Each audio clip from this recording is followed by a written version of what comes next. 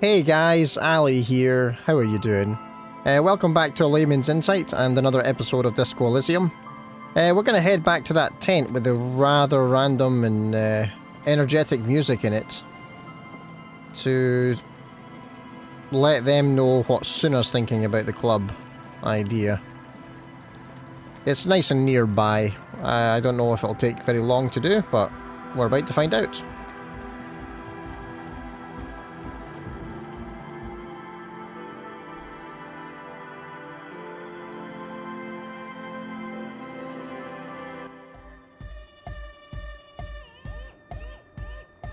Alright, here they are.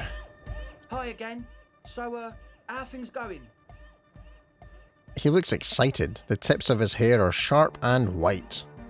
The bleach has consumed almost all of the toothbrush on the mirror in front of him. Wait, what? The bleach has consumed almost all of the toothbrush on the mirror in front of him. Alright, okay, cool. Anyway, about the church, I checked it out. And? What happened? I talked to the crab man. Oh man! Who is he? What did you think?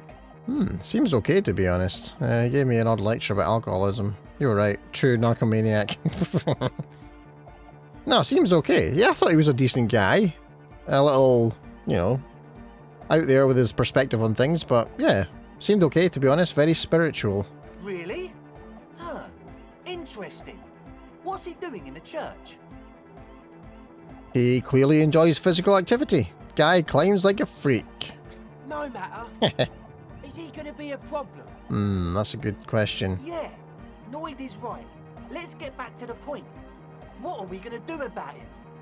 These guys will never catch him. You will never catch him. That's true. There's nothing to do. He keeps himself physically active, thinks spiritual thoughts and doesn't drink. Who am I to evict such a person? As far as I can tell, he's not going to leave. He'll climb around up there and, guys, you'll never catch him. That's true. He did say he wouldn't mind a nightclub. Which was a contradiction of what he said before that, but he did say it. Actually, he told me he wouldn't mind the nightclub at all. I don't know, man. Doesn't it feel like a major hindrance to you? A spooky guy climbing around when all the guests are trying to have nice, friendly hyper time?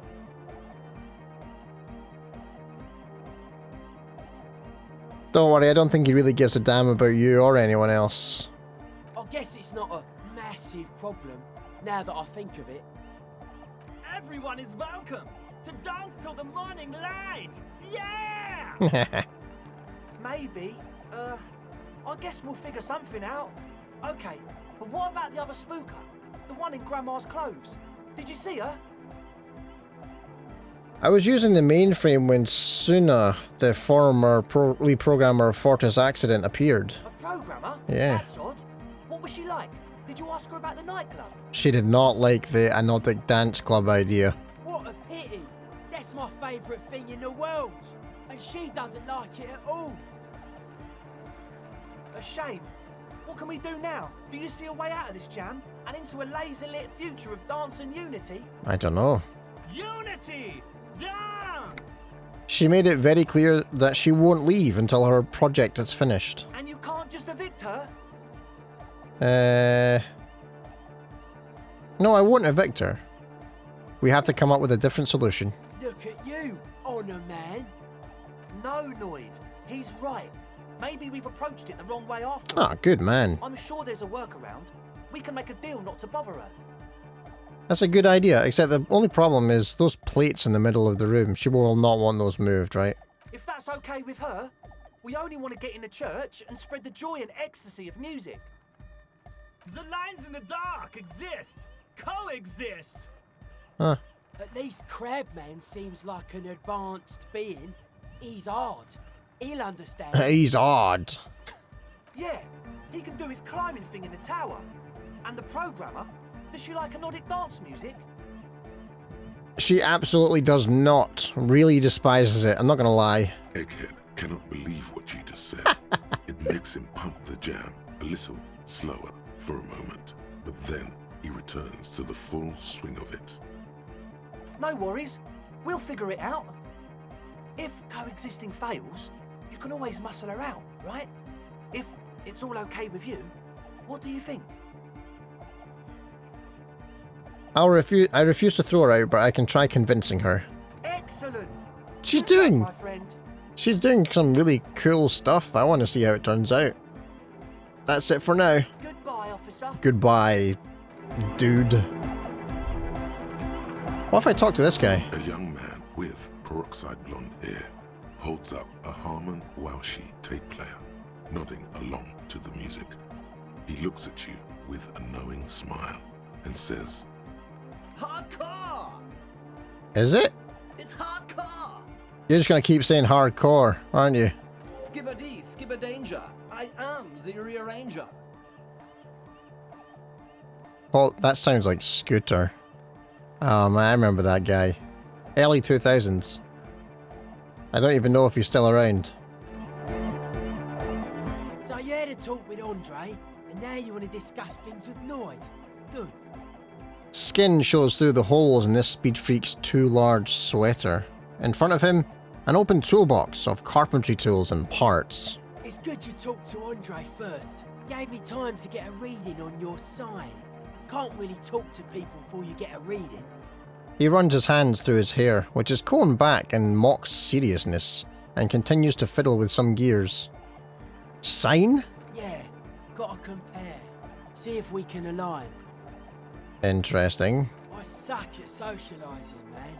Even now, our sign synchronisation is way off. But I'll see what I can do. He continues to rearrange his tools. Tell me about the machines you saw in the church. Weird stuff. Specialised. There was a data processor and some sort of long-wave machinery. Wires going into water. Gives off a spy sign.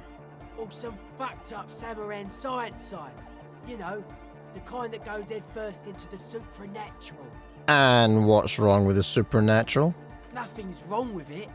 You should definitely be researched. You can still do sick shit with it, though. The supernatural, so you think it's real? That it actually exists? Most of it doesn't exist. But there's also stuff that isn't allowed to exist. Because the moralists think it's too dangerous for the plebs. Is that how you spell plebs? I've been writing that for as long as I've been writing the word plebs, which isn't very often to be fair, but for as long as I have and for as often as I do, I don't put the second E in. How about that? Learn something new every day. Psionic powers, pale-related diseases, pretenders pretending to be human, folk rights, that kind of stuff. Why are you called Noid? The hardcore aesthetic is esoteric. It's not meant to be discussed with the law at this moment. He picks up some sort of widget. I don't understand what that means. Oh wow, okay, I have a quest to become his friend essentially, okay. Okay, maybe I'll come back later. Toodle pip, lads. Alright, should we go back in and talk to Suna and try and convince her to let them get a club in there? Let's see here. There has to be some way to talk to this person. You just haven't found it yet. What if you just try again, find your way out of this maze of things to say? Okay. I don't want to evict her. Because I think what she's doing is a little bit more worthwhile than a dance club. So I'm gonna head back to the church. And,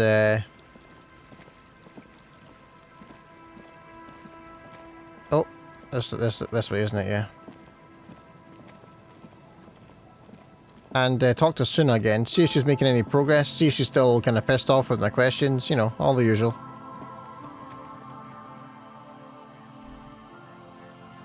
I really want to go back to that other computer now as well, to get the down low on whatever else there is to know from it. Because it was a production schedule cube that I had, right? Ah, there she is.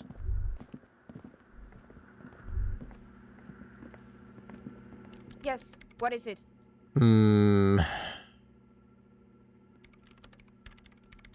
What if you didn't have to leave? I talked to Andre, he wants to make it work. I don't want to make anything work. Hold on, you don't want to make anything work? Yes, anything. I don't want to make anything work. Okay. It's not the anodic dance music that's made her bitter. It's the failure of Fortress Accident. Are you bitter because your radio game project failed? That's right. If we couldn't get our Welkins to happen, I don't want anything to happen. Ever again. Ah, come on, that's a bit meh. There's not a trace of irony in her voice. She means it. Convince her to cooperate with the Ravers. Let's try it. Easy. Yes! When her research is done, she can move out. Listen, about your research, you mentioned earlier that it's not going very well. Maybe I can help with something? What? No, I don't really need any help with the project. But if I could help you finish the project, then you wouldn't have to live in the church next to the Boom Boom anymore. Just think about it. She thinks about it. A glassy look in her eyes. A gust of wind brings more snow in from the broken gallery. It touches her hair. Alright. Bring me the game's offsite copy from my old workspace, Oh. if you really want to help. It's stored on a filament memory and I'm unable to go and fetch it myself. Is this the filament memory you're looking for? No, that's the production schedule you stole and accessed without authorization. Oops. I don't need it. In his defense, it was simply laying in the desk drawer of an abandoned cubicle. Thank you, Kim! Okay, but still, What is an offsite copy and why do you need it? it's a backup of my former employer's project, the radio game we were working on. It's stored on a filament memory, just like the one inside this radio computer. She points to the glowing cube inside the machine. She's making it extra simple for you. Yeah, but I don't know where it is, so it's not simple enough. The backup itself is destroyed now, Oh. but I'm hoping to use what's left of it to pinpoint the exact location of the anomaly. You just have to go to my old workspace and get the filament. Hold on.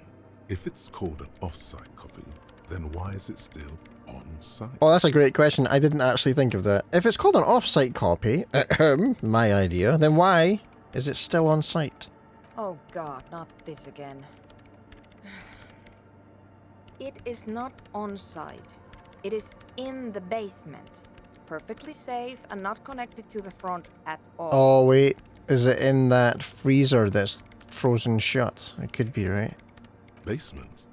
Sounds like it's technically still on-site. And no, taking it outside the building wouldn't have protected it from the data loss. There's nothing wrong with keeping the backup in the basement. What happened was a freak accident that has nothing to do with how the backup was stored. What do you mean, what happened? We clear? She stares at you with pleading, furious eyes. This is clearly a painful topic for her. She must have had to explain herself numerous times. By your old workspace, do you mean the studio of Fortress Accident in the Doom Central area? Yeah, Commercial area? That's the one. You can get in through the bookshop. You just have to do some explaining to the bookstore lady. Wait, the bookstore lady? You mean Pleasance? That's her name, I believe. Actually, I've already been inside the Doom commercial area. Good. Then you might know the giant ice bear fridge in the building's cellar. The filament is inside the fridge. Just go and get it. Oh crap, did I sell that? Oh boy. Where exactly is this off-site copy? In the giant ice bear fridge. I just told you. It has red glowing eyes. It's impossible to miss. You just need to get the offsite copy from the ice bear. But you've been to the fridge and it wasn't there. There was a note saying, Oh, okay, maybe I didn't sell it. Oh, phew. Oh, I was really worried there. Whew, okay. I found a note on the ice bear fridge. It said the off-site copy had been moved to a safer place. Wait. A note from whom? Did it specify where they took the filament memory? It said the off-site copy had been taken to a nearby ice cream maker. The note was signed by someone named Sulislaw, which sounds tasty. Zawiza. Of course. Ah. Our project lead, Suliswov Zawiza. God, he Wow. was always so hell-bent on keeping the copy somewhere safe. And feature creep, and the Valley of the Heads. Oh. Like it would have made a difference. The offsite copy was perfectly safe when the data loss happened. That data loss was anomalous. Okay, so obviously the fridge was on. I'm assuming the cold temperature preserves the data in some way.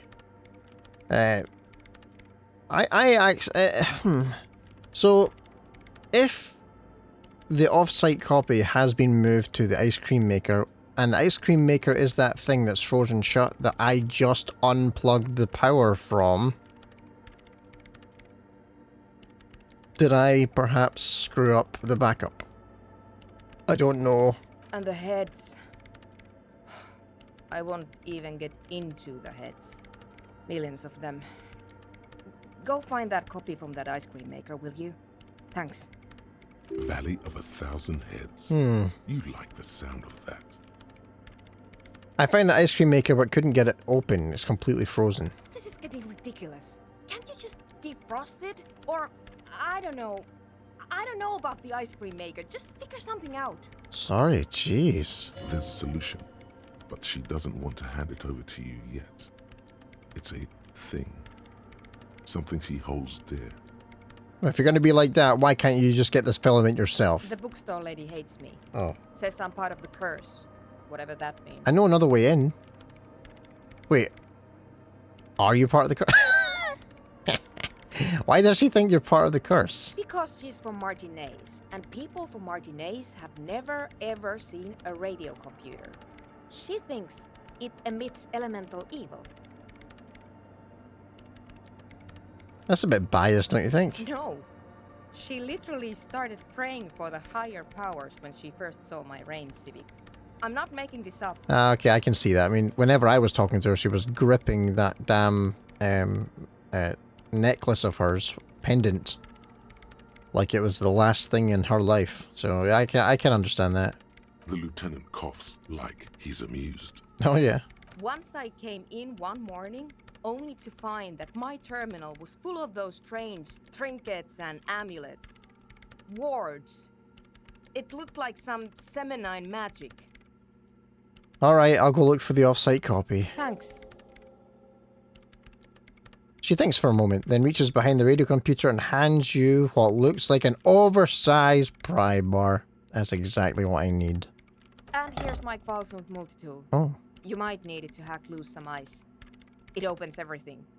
If you get me the off-site copy, then you can keep the Kvalsund. Brilliant. I got it. Yes, nice, awesome. I think with this big pry bar, I'll be able to open bigger containers. And boy, is there a number of those I need to go and revisit. It hurts a bit for her to say this. She's not too happy to be parting with the Kvalsund. Oh. The legendary Kvalsund multi-tool. This is Prybar version 2.0 for professionals like you. Right, I'll go let you work in peace now. Very nice. Okay, so we need to go back into town then.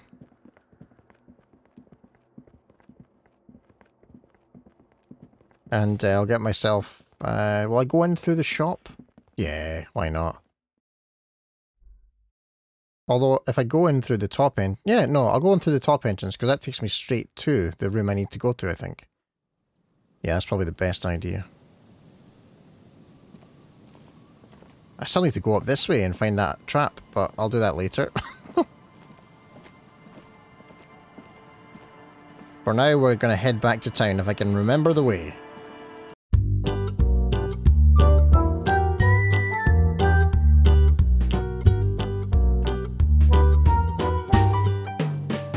Okay, so I decided to quick travel because it's quicker. Obviously. Okay, I'm gonna hop in the door here. This should take us straight to the basement with the ice cream thing. The ice cream maker. And then I can use my shiny new pry tool to crack it open. Maybe there's some other little trinkets in there as well. I don't think it'll let me open it. I mean, I've left it off for a while. This orange machine is dead still. It has a hand-cranked ice cream churner and an electric freezer. The ice around it slowly melting. Okay, let's try and crack it open. You slip your fingers under the frozen lid, but the ice is too cold for you to... Didn't Solna give you a perfect tool for this kind of job? The Kvalsund. You should take it out. I agree with you. I was just checking to see if I could do it with my hands. Oh, look at that. Lovely. Let's try this now. This orange machine is dead still. It has a hand-cranked ice cream churner Oh. and an electric freezer. The ice around it slowly melting. Man, I can only do this. Oh, I wonder if we'll get it. Let's see. Fingers crossed, guys. Ice Yes! groans and howls under the strain of your giant Gewaltsund multi-tool until the lid cracks open. Darkness lies inside, Oh. but you can faintly make out an object, intricate and foreign, left there for a sub-zero beauty sleep, a filament memory with the words "off-site copy" written on its side. Disappointment washes over you as you stare into the almost empty ice cream maker. What? No ice cream? A scoop of ice cream would have been nice, yes. The lieutenant agrees. Someone's stomach grumbles. The room feels very cold. Let's take the You filament. gently lift the cube from its frosty bedding, careful not to damage it. We should take it back to Miss Lukanen Kilda as soon as possible. I'm not sure how well unused filaments tolerate room temperatures. Oh, there's a point. Yes, but aren't you curious to know what's on the precious filament? There's a radio computer upstairs. Oh, we could spy. I'm going to spy. I also want to see what's on the other filament because I'm pretty sure... I mean, the password worked there. Maybe the same password will work upstairs. Let's find out. Because I want to see what's on that production schedule. I want to know exactly how far they got with the game before it got wrecked and had to be, like, put on indefinite hiatus. Oh, it's dark. Let me get my torch out. Brilliant. I'm going to put my tool away, though. Oh, whoops. I pressed on... I didn't mean to do that. There we go. Epic. Here we go. This is the computer. Tiles on the cube are still smoldering, casting the framework in a soft glow. Fluorescent play and print keys shine on the keyboard. Okay, I'm going to put the production schedule Like in. a smooth draw, the filament slides into place. On the keyboard, the play key starts blinking. I'm going to press play. The speaker comes to life. Static seeps through the machine's planar magnetic driver. An old lady greets you. Her voice sounds 100 years old. Good afternoon. Fortress accident en rue de Saint-Ghislaine. This is East Insulindian Repeater Station 1. Please repeat. Is this the production schedule? Let's try the password for the production schedule. Good. Please repeat the password. Afterlife death. Good. Yes! I've unlocked the production schedule. After ending the call, please press print to access the filament. Really? She just used the same password? I know. Maybe those radio computer guys aren't that paranoid after all. Or smart. Fortress accident. Is there anything else I can do for you today? That's all for now. Thank you, and goodbye. Tiles on the cube are still smoldering, casting the framework in a soft glow. Fluorescent play and print keys shine on the keyboard. Okay, so I'm going to press print. With a quiet determination, the printer starts printing, a piece of paper unfolding like a handheld fan. A black crisscross of letters covers its surface. Okay, I'm going to remove it. The filament slides out of its glowing nest. I'm gonna read the printouts. It's a project report written by the lead producer, Andrew Andy Schott, about Whirl Untethered, a radio game developed by Studio Fortress Accident. The first few pages give an overview of the capital and workforce, while the rest of it seems to be a production schedule. Read about capital. I want to know about money. In its short time of existence, Fortress Accident SCA managed to burn through truly insane amounts of money. Wow. The first tranche of seed financing brought in 150,000 Riyal. Whoa. Then came the delays. Oh dear. Eventually, the damage reached 400,000 Riyal, with only half of the game finished. This sounds like a certain other crowd-funded space game I actually play a lot of. Interesting. 400,000 Riyal? Yo. These guys knew how to party. Gosh, where did they get all this money? Let's just say it was a real adventure for their Igaunian investor. Read about the workforce, who worked there and for how long. Fortress Accident employed 18 people. The bulk of the team composed of writers and concept artists. There were also radio programmers, sound engineers, a CEO, 2 marketing experts. You should have fired the last 3 of those people, I think. Continue. And a single overburdened producer who developed a habit of popping Pyrrolidon in the basement to escape his obligations. But on the other hand, their obligations were piling up at an inhumane rate, a rate that could only be amended by Pyrrolidon. That's an interesting, that's a good observation. Cause and effect. Why did Fortress Accident have so many concept artists? Wait, why did a radio game need so many artists? It didn't. Oh. It didn't need so many concept artists? No, definitely not. It's a radio A show. few more producers could have come in handy though, especially when dealing with writers, some of whom routinely skip to work because of mental health issues and extremely unprofessional sleep schedules. Unprofessional sleep schedules. That's interesting. Knowing that they have mental health issues and then calling their sleep schedules unprofessional seems a little insensitive. One of them even managed to steal some valuable company property before skipping town for good. Skim through the production schedule, whatever it is. The production schedule depicts their glorious descent into bankruptcy. Right, what happened? It was impossible not to fail. The project was too large, and no amount of money could satiate the ever-expanding ambitions of the development team. They tried to make a 4 million real game with 400,000 in their bank account. 4 million real. They thought they could bridge the gap with pure willpower and imagination. And no sleep and drugs. They couldn't.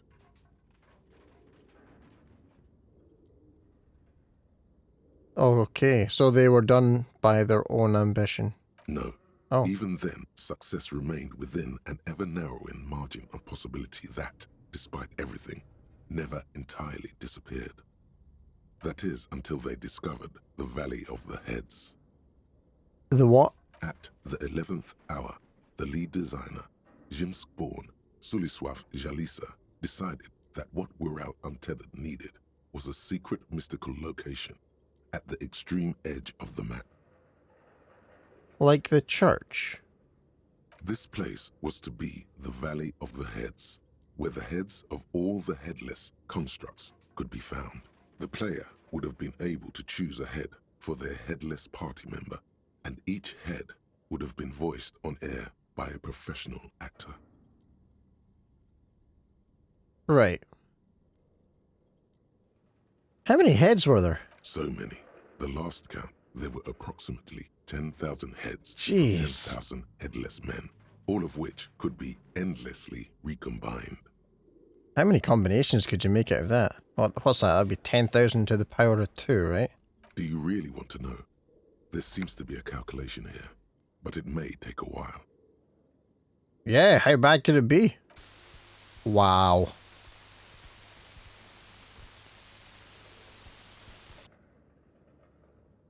This is one of those rare moments in my life where I wish I kept my mouth shut. Oh my god.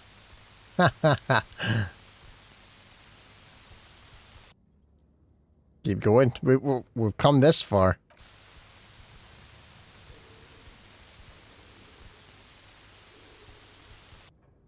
At the end of all this, it'll say 2. Oh, it's not auto-scrolling this time. The lieutenant taps his foot impatiently, his arms folded tight against his chest. Come on, Kim, you want to know as much as I do. He's dying for a cigarette. Come to think of it, you are too. No, I'm not. I'm giving up.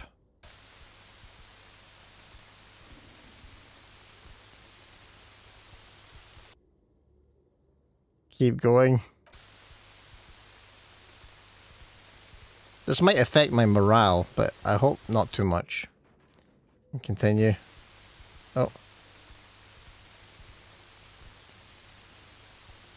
What if you broke the radio computer?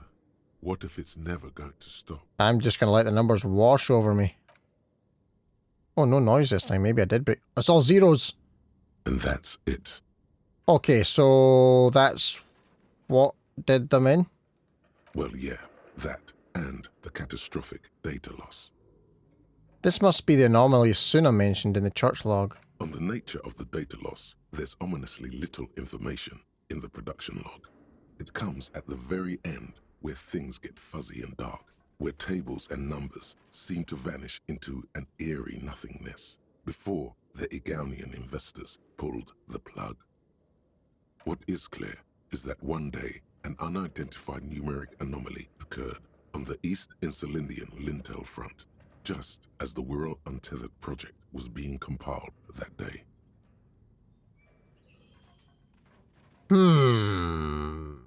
And the anomaly caused all the data to get lost in the air? When the project was returned, it was completely blank. Damn. The team spent weeks on the phone with Lintel, the service provider, but despite their diagnostics, they could never produce a satisfactory explanation or pay for the loss. Wasn't there a copy of the game or a backup? Mysteriously enough, it seems that the off-site copy happened to be on-site when the catastrophic data loss occurred. It was the lead programmer's responsibility to oversee weekly maintenance of the off-site copy and, well, keep it off-site. Well... An explanatory note from the lead programmer has been attached. Oh, what does it say?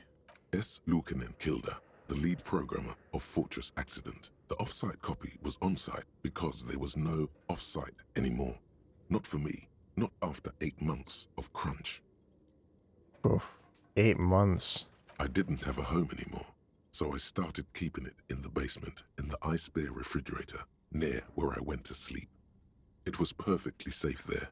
The temperature conditions were optimal. Damn. Somebody was sleeping at the basement of the office, essentially.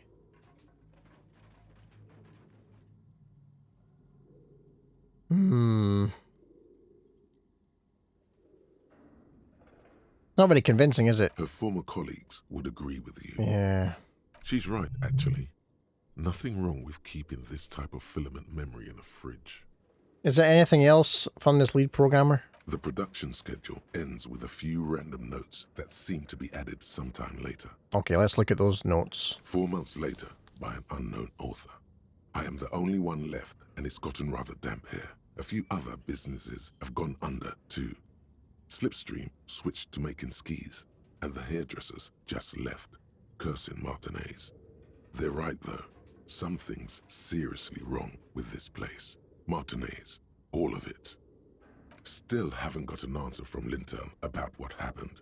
All I could get were the physical coordinates of the error on the East Insulindian front on that day. Since the computation happened on air, I reckoned it had to coincide with an actually existing location. I am super curious to find out how all this processing happens on air. I'm sure that it's like a metaphor for cloud computing or something. But if it isn't and it's actually magic, oh, I want to know that. I have compared the coordinates to a map of Revachol West. Turns out it's only 800 meters from here. The address is Saint-Brun 1147. I am going there to look this thing in the eye. Saint-Brun 1147? That's what the street sign next to the church said. Tear off the printout and throw it away. Tiles on the cube are still smouldering, casting the framework in a soft glow. Fluorescent play and print keys shine on the keyboard. Okay, so now I know what happened to the game. But do I want to look at the off-site copy? That is a tough one. What if she knows? I mean, she knew that I attempted to access this before. Maybe she'll be pissed off. I mean, I'm trying to help everybody. I'm trying to help her do her thing so that she can get lost and leave these delinquents to their nightclub fantasy. No, I won't look at it. No, I will exercise some self-restraint. Yes.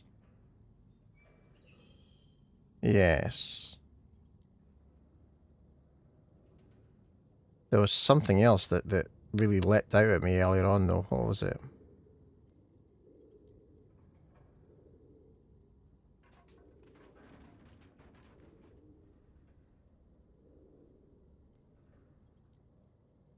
I'm just trying to re-jog my memory here.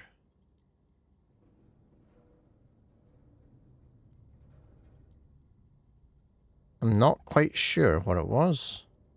Oh yes, I remember what it was. I was going to go, before we head back up and give her the off-site thing, I think we'll go back to the cafeteria and talk to the chef about the drugs in the food, because that stuff's got to go for the good of the people.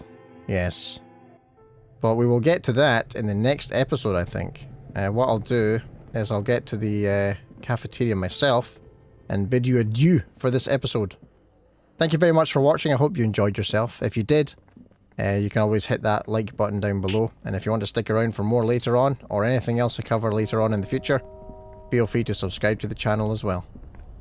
For now though, take care, and I will see you in the next episode.